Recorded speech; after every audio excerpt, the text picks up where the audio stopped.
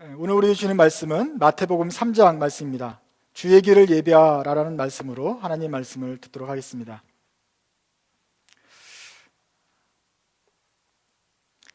사진 한번 보시죠. 우리가 마태복음을 1장부터 보고 있는데 지난주에 2장을 했습니다. 2장을 공부하면서 예수님께서 태어나셔가지고 헤롯의 압제를 피해가지고 도망을 가신 곳이 있어요. 거기가 어디죠? 이집트라는 나라로 도망을 갔습니다. 그런데 이 사진은 우리 교회 또 교인이었다가 참석하셨다가 지금은 카이로로 저희가 파견한 김영미 기자라고 있습니다. 김영미 기자가 지금 이집트에서 취재 활동을 하고 있는데, 목사님 좀 기도 좀 해주세요. 취재도 안 되고 신변의 위협도 있고 참 그렇습니다. 그래서 기도 요청을 해오면서 지름교회 같이 기도해 주겠습니다 그랬더니 선물로 보내온 사진입니다. 이 사진이 바로 이집트 카이로에 있는 한 교회의 사진입니다. 이름하여 예수 가족 피난교회. 헤롯의 칼을 피해가지고 이집트로 왔던 예수님 가족이 마리아, 요셉, 예수님, 그리고 후에는 이제 예수님 동생도 낳겠지만 그 가족이 피해서 살던 그 교회입니다. 그 다음 장 보시죠. 교회 내부고, 그 다음 장에는 이렇게 앞에 보면 이제 제단에 이렇게 예수님, 마리아도 있고 아기도 있고 이렇게 이런 모습이 있습니다. 바로 저 교회의 지하실에는 그 당시에 예수님이 피했다는 굴과 그 마리아랑 요셉이 밥해 먹던 부엌도 있다고 합니다. 그래서 우리가 바로 지난주에 마태복음 2장 봤기 때문에 연상을 해볼 만한 사진이고 마침 딱 정확한 시점에 보내준 것 같습니다. 물론 고대 근동에 있는 예수님의 유적이나 기독교의 유적들이 바로 그 역사적으로 성경적으로 있었던 자리에 바로 있었고, 예수님이 바로 요 동네 이사 가셔서 사셨다는 그런 객관적이나 역사적 기록이 없습니다. 보통은 후대에 만들어낸 거죠. 상징적으로 기념한 교회가 될 것입니다. 그래서 과연 저 밑에 있는 그 교회의 지하실 부엌이 과연 예수님 살았던 부엌이겠나 하는 의혹은 들지만 생각은 할 수 있겠죠. 여러분들이 이집트로 혹시 여행 가실 때는 피라미드만 보는 게 아니라 바로 여기가 예수님이 피어났던 그런 곳이구나, 주소지는 잘 모르겠지만 하여간 왔었구나 하고, 이 사람들이 믿기로는 7년 동안 예수님 가족이 있었다고 합니다. 그만큼 돼서 예수님이 7살 때까지 대략 있다가 동생들도 낳고 이러면서 다시 나사렛으로 와 있는 것이죠. 저도 재미있는 얘기를 한번 하고 싶은데, 그래서 예수님이 7살 때까지 거기서 뭐 하고 있었겠나 생각을 해봤습니다. 그랬더니 요셉이랑 마리아랑 손잡고서 가까운 곳에 소풍을 가지 않았겠는가. 이집트 카이로에서 1시간 정도 차를 타고 가면 한 10마일 정도 떨어진 곳에 가면은 기자의 피라밋이 있습니다. 그 세계에 있는 큰 피라밋이 있잖아요. 거기가 바로 1시간 거리입니다. 아까 여기 카이로 도심으로부터. 예수님이랑 요셉이랑 나귀를 타고 하루는 또 소풍을 가서 피라밋 보면서 그리고 좀 노는 시간이 있지 않았겠는가 생각을 해봤는데 별로 안 웃긴가 봐요. 그래서 그랬다. 그래서 그런 생각을 했습니다. 어쨌거나. 자, 오늘 본문은 이런 예수님 가족이 이집트를 떠나서 피라밋을 보고 나서 이집트를 떠나서 이스라엘 땅으로 돌아오는 것입니다. 예루살렘 못 돌아오고 나사렛으로 가서 살아서 나사렛 예수라고 이름을 부르쳤다 그랬고, 그 이제 시간이 20살이고 지나서 이제 벌써 30살이 되었던 시절의 이야기입니다. 오늘 마태복음 3장에는 이제 세례 요한이 등장합니다. 세례 요한의 이야기부터 먼저 보겠습니다. 1절부터 6절까지 한번 저랑 같이 읽도록 하겠습니다. 한 절씩 읽죠. 그 무렵에 세례자 요한이 나타나서 유대 광야에서 선포하여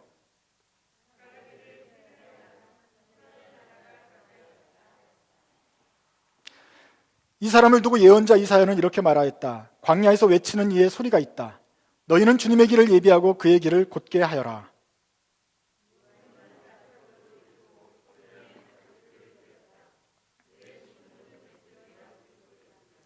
그때 예루살렘과 온 유대와 요단강 부근 사람들이 다 요한에게로 나가서 자기들의 죄를 자백하며 요단강에서 그에게 세례를 받았다.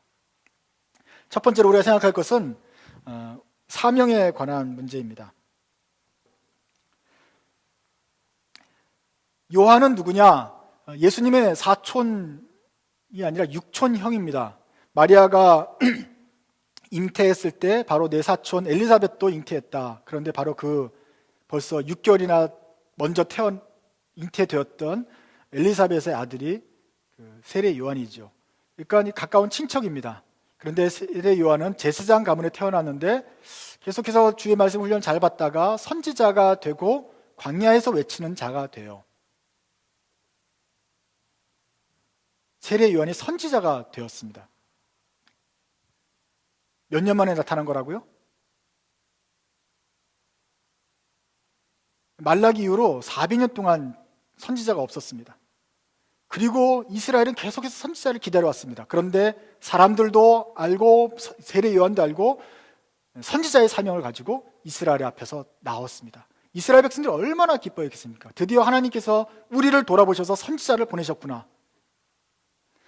그런데 그 선지자가 참 이렇게 정말로 선지자 같습니다.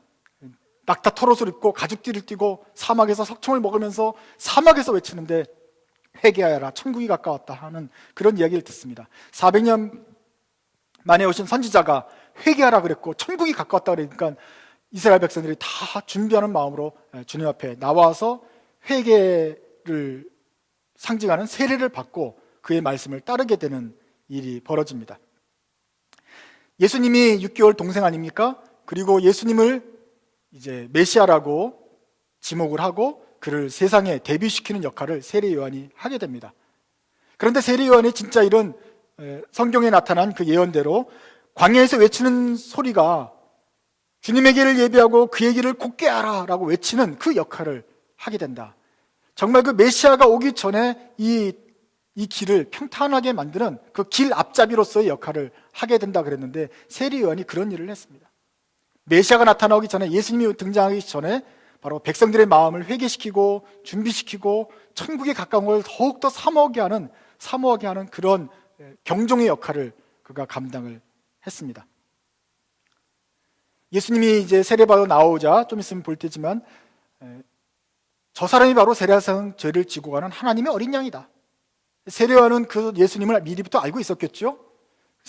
육촌 동생이라고 알고 있었겠는데 그때 보니까 이분이 메시아였구나. 세례 요한이 깨닫고 이스라엘 사람들 앞에서 데뷔를 시키고 소개를 합니다. 그리고 자기 밑에 따르던 제자들 중에 몇몇을 예수님을 따르라고 보내드립니다. 그렇게 해서 예수님이 활동할 수 있도록 뒷받침을 많이 해주지요. 그래서 세례 요한이 그 삶을 좀 볼 때 참으로 이 사람은 이 말씀 그대로 주님의 길을 예비하고 주님이 오실 길을 평탄하게 만드는 그 전령으로서의 역할을 다 했다라고 볼 수 있겠습니다. 사막의 길을 내었다. 얼마나 이 역할을 잘 감당했는지 나중에 예수님이 세례 요한을 두고 이렇게 말합니다. 세례 요한은 지금까지 여자가 낳은 자 중에서 가장 큰 자다. 그 사람은 높은 지위를 가진 것도 아니고 부자도 아니었어요. 그냥 선지자 중에 하나였던 거예요. 그런데 이 사람은 역사상 여자가 낳은 사람 중에 가장 큰 자다. 그의 사명을 잘 감당했노라 라고 칭찬을 합니다. 세례 요한의 삶은 성공적인 삶이었습니다. 정말 그에게 주신 사명을 잘 감당했던 사람입니다. 세례 요한은 이제 앞으로 태어나서 우리를 구원하러 오실 예수님의 삶을 잘 준비했다고 한다면, 그것이 그의 사명이었고 그것을 잘 감당해서 칭찬받았다고 한다면 오늘 우리는 어떤 사명이 있겠습니까? 예수님께서 오셔서 하늘로 올라가시고 다시 오시겠다고 했습니다. 그리고 곧 주님이 오실 것입니다. 주님이 완성하실 또 완성될 천국이 가까워 오는데 우리는 세례 요한과 다시 오실 예수님 그 사이에 껴 있습니다. 우리는 이미 오신 예수님을 통해서 구원을 받았지만 이제 앞으로 오실 예수님을 기다리고 있습니다. 그 중에서 우리가 먼저 예수를 믿고 하나님의 백성이 되었습니다. 그런 백성이 된 여러분의 사명은 무엇입니까? 여러분은 무엇을 하기를 기대하실까요? 주님이 다시 오신다고 하는데 이 주님이 다시 오실 주님을 위해서 우리는 무엇을 해야 될까요? 태어나실 메시아를 위해서 세례 요한은 길을 곱게 하고 광야를 평탄케 하면서 외쳤습니다. 그러면 우리도 다시 오실 주님을 생각하면서 그 다시 오실 주님의 길을 예비하는 것이 우리 성도의 삶이 아닐까요? 많은 그리스도인들이 이 부분에서 참 혼동을 합니다. 공허합니다. 예수 믿으세요. 예수 믿어야 천국 갑니다. 마음의 문을 여세요. 마음의 문을 엽니다. 당신은 그것을 확신합니까? 오늘 죽어도 천국 갈 수 있는 확신이 있습니까? 네, 있습니다. 예수 믿고 천국 가고 그 다음에는 그 사람의 사명이 무엇입니까? 예수 믿고 천국 가고 복 받자 여기까지밖에는 우리의 생각이 미치지 않는다고 한다면 그것은 우리의 사명을 생각하지 않는 것이 됩니다. 하나님께서 우리를 구원하셔서 불러내셨으면 그 다음에 일이 있을 게 아닙니까? 마치 세례 요한을 선지자로 세우셨으면 끝나는 것이 아니라 그 다음에 선지자를 통해서 하실 일이 있는데 그것이 주님이 오실 것을 준비하는 것이라고 한다면 오늘 우리에게도 예수 믿고 천국 가고 그것이 확신한 것뿐만 아니라 남은 50년이고 80년 동안 이 땅에 살면서 그리스도인으로서 나의 미션이 있을 거 아닙니까? 그것이 무엇입니까? 그것을 여러분은 깨닫고 있습니까? 주님께 오실 그 길을 평탄하게 하는 일을 오늘도 내가 하고 있다라는 그 분명한 사명감에서 살고 있느냐 하는 것입니다. 하나님께서 나를 건지신 것은, 택하신 것은 나로 하여금 죽지 않고 살게 하신 건 맞습니다. 그런데 그것이 내가 복받고 내가 행복해지고 내가 무슨 유익이 있어서 나를 어떻게 하면 유익할 것인가, 이것이 사명이 되는 것이 아니고 하나님께서 영광 받으시고 주님께 영광 돌리는 것이 우리의 삶이라고 한다면 우리의 소명도 그것에 맞게 부각이 되어야 될 것입니다. 주님께서 다시 오심을 기다린다고 우리가 믿고 고백합니다. 그러면 다시 오실 주님을 위해서 길을 닦는 수고를 해야 되지 않겠습니까? 이것이 우리의 인생의 목적이 되어야 되지 않겠습니까? 그러한 사명을 잘 감당할 때 비로소 주님이 우리가 죽을 때도 이 사람은 그 사명을 잘 감당했다라고 칭찬하는 사람이 될 것입니다. 성령님께서 가르쳐 주도록 기도하십시오. 주님, 내가 오늘 사는 이유는 무엇입니까? 내가 오늘 이렇게 일하는 이유는 무엇입니까? 내가 무슨 사명 때문에 살고 있습니까? 이 사명을 여러분 깨달으시기 바랍니다. 두 번째는 세례 요한의 자세입니다. 우리 7절부터 한 절씩 다시 한번 또 읽겠습니다. 이 요한은 많은 바리새파 사람과 사두개파 사람들이 세례를 받으러 오는 것을 보고 그들에게 말하였다. 독사의 자식들아, 누가 너희에게 닥쳐올 징벌을 피하라고 일러주더냐? 그리고 너희는 속으로 주제넘게 아브라함이 우리의 조상이다 하고 말할 생각을 하지 말아라.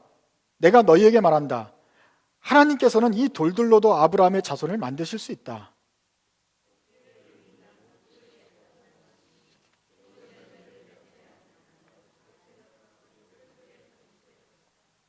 나는 너희를 회개시키려고 물로 세례를 준다. 내 뒤에 오시는 분은 나보다 더 능력이 있는 분이다. 나는 그의 신을 들고 다닐 자격조차 없다. 그는 너희에게 성령과 불로 세례를 주실 것이다.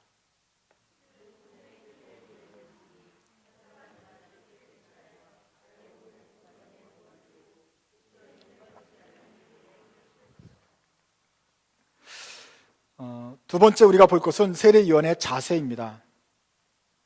요한이 400년 만에 나타난 선지자입니다.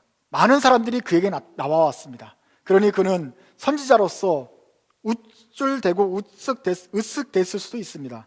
그런데 그는 겸손했습니다. 그가 가르친 것은 이것입니다. 앞으로 내 뒤에는 진짜 메시아가 오실 테인데 그가 오면은 나는 그 뒤에서 신발을 들고 다닐 자격도 없는 사람이다.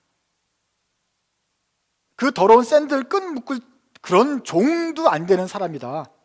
이렇게 말을 합니다. 내가 지금 물로 세례를 주는 거 굉장히 의미 있겠지만 그는 불로 성령을 주실 것인데, 성령과 불로 세례를 주실 것인데 이거는 이것이야말로 참 진짜 복음이다 라고 그가 예언을 합니다. 요한복음 3장 30절에는 이렇게 돼 있어요. 더 강조된 말인데 이렇게 말합니다. 이제 앞으로 메시아가 오면 그는 흥하여야 하겠고 나는 쇠하여야 하리라. 내가 지금 이렇게 막 선포를 하고 있지만, 나의 선지자 사명을 다 감당하고 있지만, 그가 오시면 그가 흥하여야 되고 나는 쇠하여야 하리라.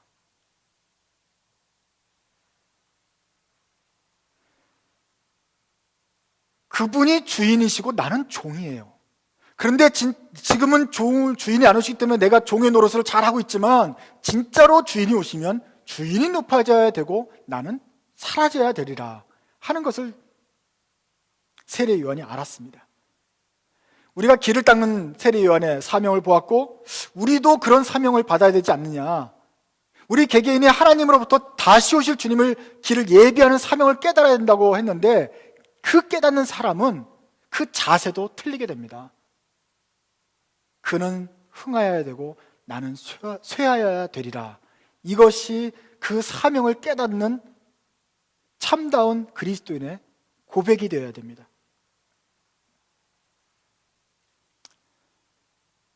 그런데 우리 기독교인들의 기도는 어떻습니까? 성숙하지 않고 우리 예수 믿을 때 참 그 갓난아기 같은 그 어리숙한 신앙의 모습은 어떻습니까? 하나님 이걸 해주세요, 저걸 해주세요, 나를 위해 더 도와주세요, 나를 어떻게 해주세요, 나를 어떻게 해주세요, 나를 어떻게 해주세요, 나를 하면서 내가 어떻게 유익하게 되느냐, 내가 어떻게 힘들지 않고 넘어가게 되느냐, 내가 편하게 될 수 있도록 하나님이 좀 수고를 해주세요. 내가 흥하게 되기 위해서 주님이 좀 어떻게 좀 해주세요. 내가 좀 이렇게 되니까 주님이 좀 나가서 일을 해주세요.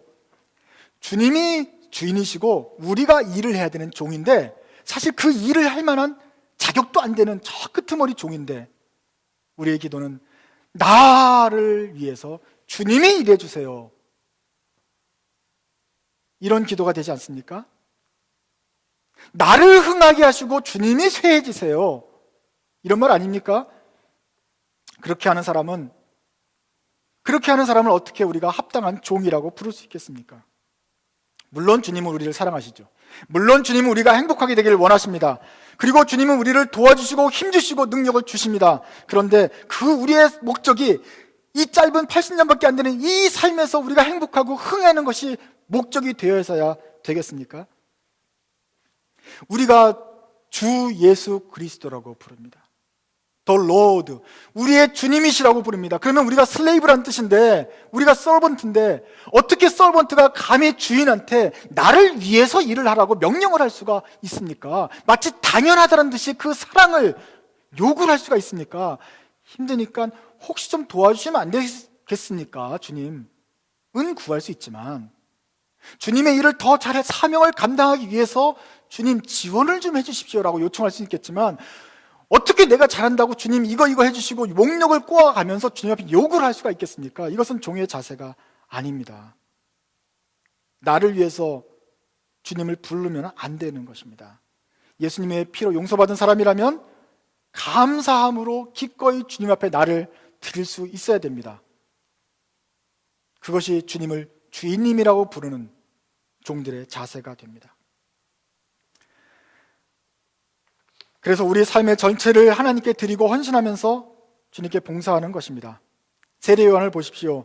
이 주님 섬기고 자기의 사명을 잘 감당하기 위해서 광야에서 낙타 털옷을 입고 메뚜기 먹이면서 예언자의 삶을 살았습니다. 주님의 말씀을 선포했습니다. 참 하기 힘든 말들도 했습니다. 왕의 잘못도 율법에 비추어가면서 잘못했으면 비판도 하면서 그렇게 예언자의 삶을 끝까지 살다가 목이 베어 죽기까지 되었습니다. 죽기까지 예수님의 길을 평탄하게 하는 그 사명을 다했습니다. 세례 요한이야말로 말로만 나는 쇠하여야 하고 주님은 흥하여야 될 것이다 한 것이 아니고, 주님을 전면에 내어서 드리고 주님이 흥하도록 최선을 다한 뒤에 자기는 쇠하여 갔습니다. 이것이 선지자의 삶이었습니다. 이것이 주님을 주인이라고 부르는 종의 삶입니다. 오늘 우리는 마태복음 3장을 읽으면서 우리도 나는 쇠하고 주님은 흥하게 되기를 바랍니다 하고 이렇게 고백할 수 있는 그런 성도가 되시길 바랍니다. 이것은 참으로 어려운 말이고 세례요한의 삶을 보면은 교회 잘못 왔다 이런 생각이 들 정도입니다. 그러나 아무리 생각해봐도 우리가 우리 예수님을 주인이라고 부를 때에는 벌써 이 마음이 내포가 되어 있어야 하는 것입니다. 요한복음 3장 30절을 우리 같이 한번 따라해 보겠습니다. 그는 흥하여야 하겠고 나는 쇠하여야 하리라. 이것이 우리 기도가 되길 바랍니다. 세 번째는 13절부터 17절까지에 나오는 장면입니다. 한번 보겠습니다. 그때 예수께서 요한에게 세례를 받으시려고 갈릴리를 떠나 요단강으로 요한을 찾아가셨다.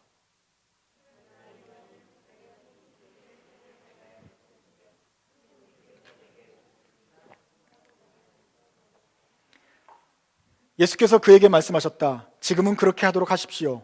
이렇게 하여 우리가 모든 의를 이루는 것이 옳습니다. 그제서야 요한이 허락하였다.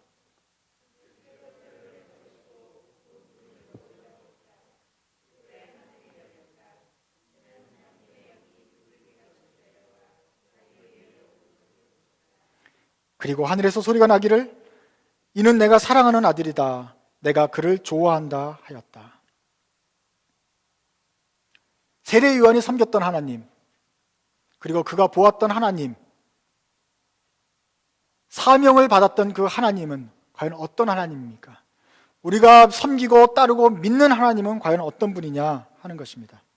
오늘 본문에 보면은 예수님께서 세례를 받으시는 장면입니다. 세례 요한은 내가 감히 지금 아까 말했잖아요. 신 들고서도 따라다닐 수 없다. 이 가방을 들고 따라다닌 정도가 아니라 신발짝도 들고 따르지 못할 정도로 그렇게 참 차이가 나는 사람입니다. 라고 했는데 감히 어떻게 주님의 머리에 뭐 손을 얹고 세례를 주고 이런 일을 할 수 있습니까? 이렇게 말렸습니다. 그러자 예수님이 그렇게 해야 된다. 뭐 이유는 여러 가지겠지만 세례 요한이 뭐 충분히 납득했는지 모르겠어요. 그냥 하라니까 일단 했어요. 그래서 세례를 주었고 그걸 통해서 예수님이 이제 공식적으로 이때부터 공생애를 시작하시면서 이스라엘에 하나님께서 보내신 사람으로 나타납니다. 이스라엘 사람들은 이 사람을 먼저 또 다른 선지자인가? 두 번째 선지자인가?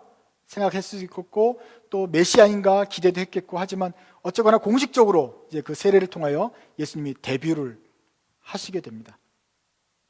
이때가 참 재밌어요.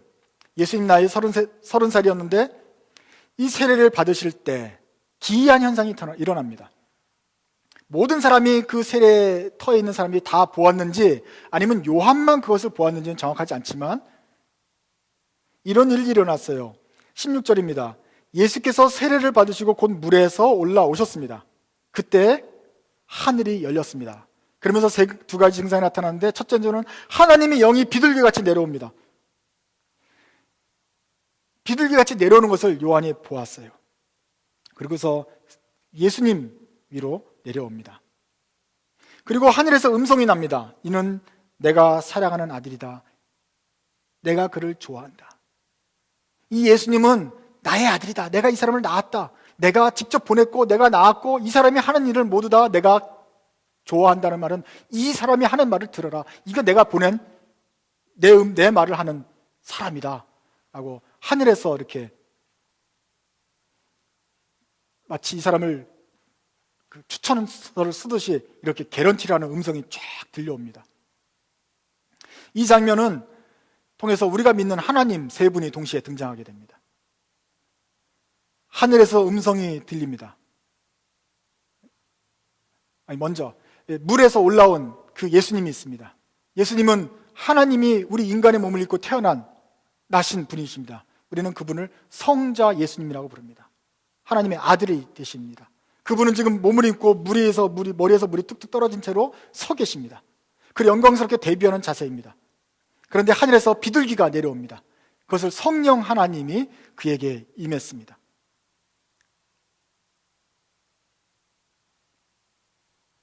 두 하나님이 계신데 아직 하늘에는 또 한 분이 계신 거예요. 그래서 목소리를 말씀하십니다. 이는 내 사랑하는 아들이다. 이분은 누구입니까? 성부 하나님이십니다. 성부 하나님의 우리가 모습을 볼 수 없었지만 성부 하나님이, 그 하나님이 인간의 몸으로 또 내려오셔서 자신의 모습을 보여주신 것이 바로 성자의 모습이고, 또 그와 함께 계셔서 영으로 임하셔서 세상 사람들에게 가르쳐 주는 그 성령 하나님이 그에게 계셨습니다.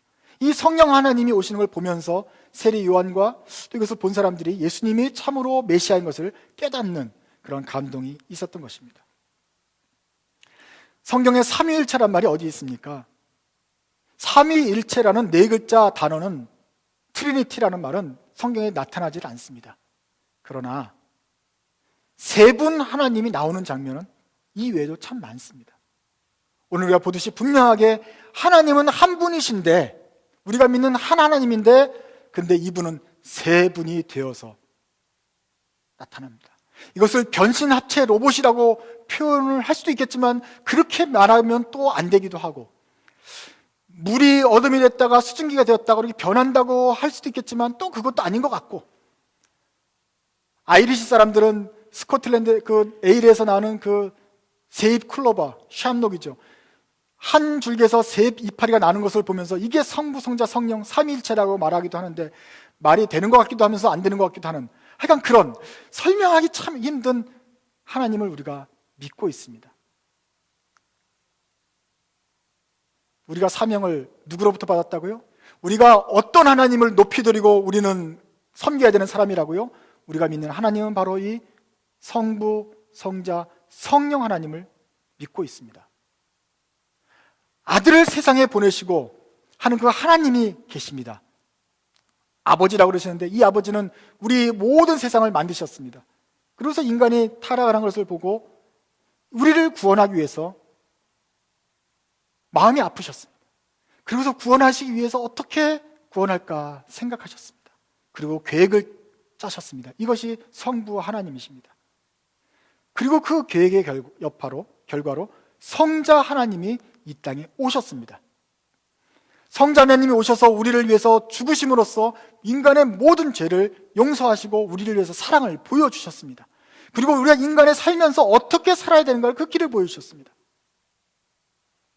그래서 예수님을 가리켜서 하나님이 우리한테 보일 수 있는 이미지로 나타난 예수님이 우리의 하나님의 이미지다라고 표현합니다.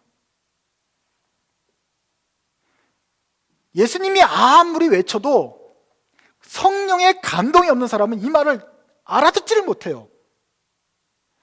바리새인들은 아무리 똑같은 걸 보고 나서도 예수님을 잡아 죽일 궁리를 하고, 그 중에 바리새인 중에도 한두 명, 서기관 중에도 한두 명 하나님의 택하심을 입고 성령의 감동하심을 입은 사람은 깨닫고 예수님의 제자가 되고 그를 따르는 사람이 되었습니다.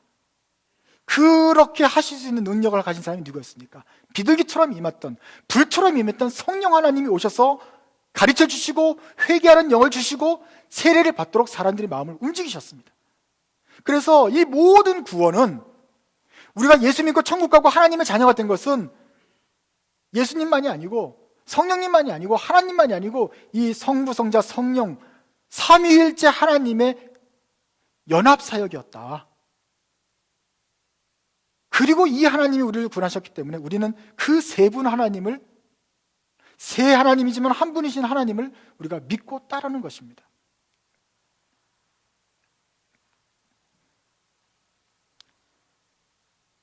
그래서 우리는 이렇게 늘 성부, 성자, 성령 하나님을 생각해야 됩니다. 하나님, 제가 살아봤자 80년인 그런 유한한 사람입니다.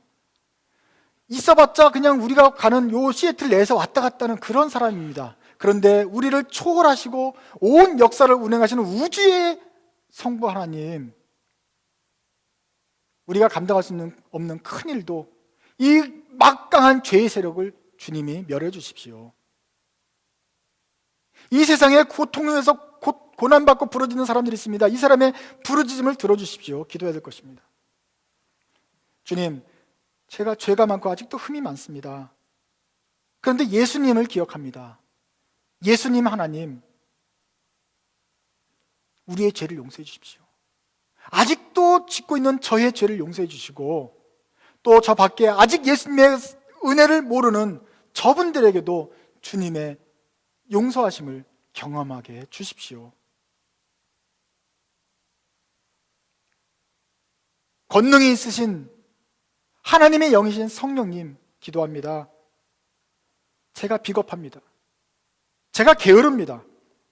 주님께서, 성령님께서 깨우치셔서 사명도 알았고 어떻게 하는지를 알았는데, 옛날에 알았고 오늘도 알았는데 조금 또 가면 게으러질 것입니다. 부끄러워질 것입니다. 많은 사람들에게 복음을 전할 때 저에게 약속하신 능력을 주십시오. 그래서 복음의 증인이 되게 해주십시오.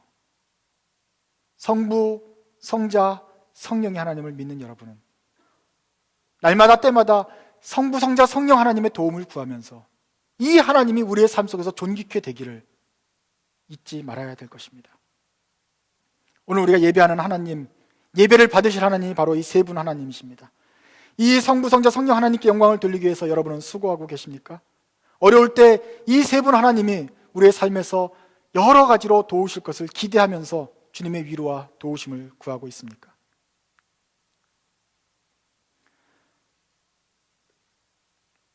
세례요한의 삶을 통해서 우리가 왜 살아야 되는가, 어떤 사명을 가져야 되는가 생각해 보았습니다. 주님께서 다시 오실 것을 예비하는 증인으로서의 사명을 깨닫게 되시길 바랍니다. 우리가 주님께서 우리를 위하셔서 복 주시고 우리를 섬겨주시기만을 기도하지 않고 반대로 우리가 주님을 섬기는 그런 자세가 되기를 바랍니다. 흥하려기보다는, 높아지려 하기보다는 주를 위해서 망하고 낮아지기를 기꺼이 택하는 여러분들이 되시기 바랍니다. 주님께서 다시 오실 그 길을 예비하는 성도로 살면은 부족한 대로 성부, 성자, 성령 하나님이 모두 부족한 것을 채우시고 그 사명을 잘 감당할 수 있도록 우리를 도우시고 힘을 주실 것입니다. 이 하나님을 생각하면서 기도하는 여러분들 되시기 바랍니다. 그리고 그 사명을 다 하시는 참된 그리스도인들 되시기 바랍니다. 기도하겠습니다.